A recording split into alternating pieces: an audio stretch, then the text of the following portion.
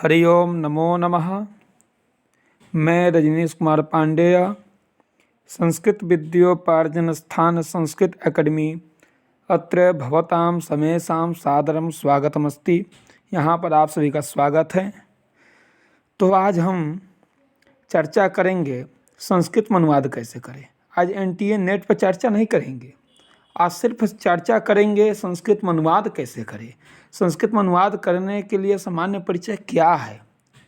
बहुत सारे मित्र जो हैं, जो 10वीं कक्षा में हैं, 12वीं कक्षा में हैं, उनको संस्कृत में अनुवाद करने में परेशानी होती है। तो आज सामान्य परिचय पर चर्चा करेंगे, संस्कृत में अनुवाद कैसे करें। तो आज इसी पर चर्चा करेंगे। तो प्रारंभ करते हैं। संस्कृत में अनुवाद करने का सामान्य परिचय। संस्कृत में 3 पुरुष होते हैं, प्रथम पुरुष, मध्यम पुरुष, उत्तम पुरुष। संस्कृत में 3 वचन होते हैं, एक वचन, द्विवचन, बहुवचन। संस्कृत में 3 लिंग होते हैं, पुल्लिंग, स्त्रीलिंग, नपुंसकलिंग।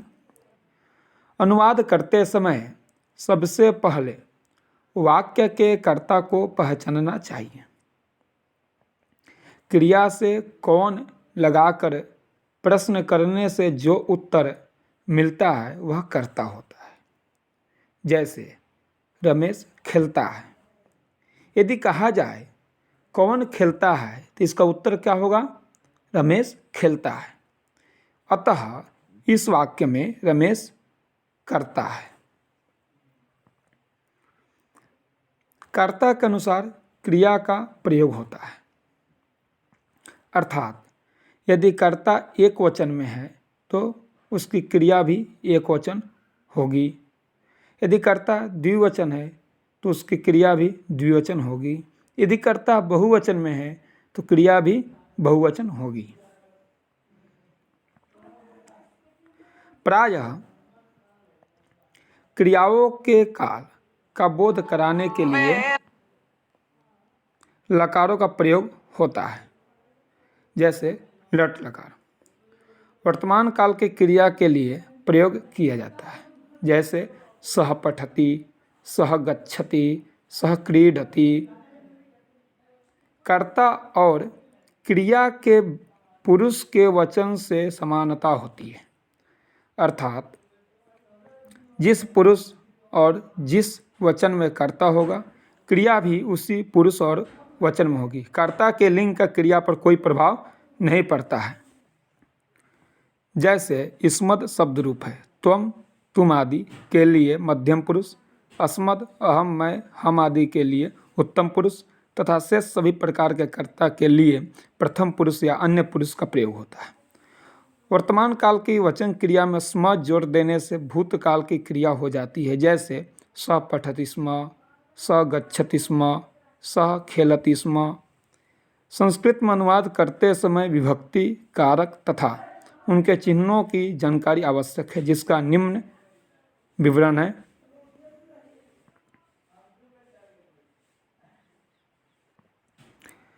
तो विभक्ति, कारक, चिन्ह, संकेत। प्रथमा विभक्ति कारक कर्ता ने, द्वितीय विभक्ति कर्म को, तृतीय विभक्ति कारण से सहायता अर्थ में के द्वारा, चतुर्थी संप्रदान के लिए को, पंचमी अपादान से अलग होने के अर्थ में, षष्ठी संबंध का की के, डारी रे नानी ने, सप्तमी अधिकरण में पे पर, संबोधन हे ओ अरे भो। तो ऐसे आप समझ सकते हैं इस तालिका से।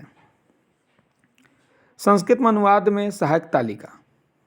इस तालिका के माध्यम से वचन, पुरुष तथा क्रिया को अनुवाद करते समय प्रयोग विधि को समझाया गया है। इस तालिका का अवलोकन अवश्य करें।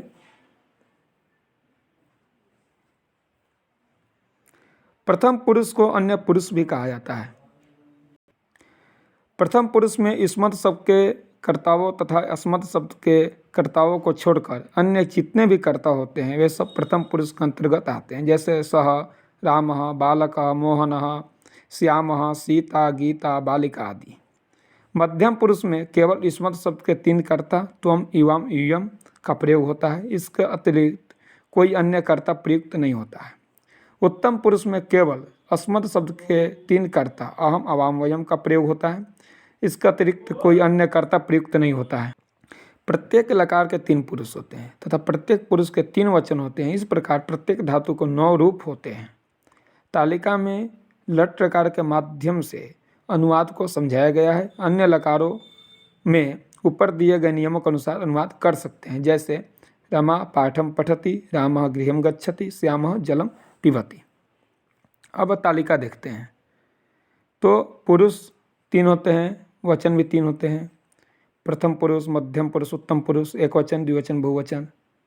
बालकः पठति, बालकौ पठतः, बालकाः पठन्ति, सः पठति, तौ पठतः, ते पठन्ति, त्वं पठसि, इवां पठतः, इवं पठतः, अहं पठामि, अवां पठावः, वयं पठामः।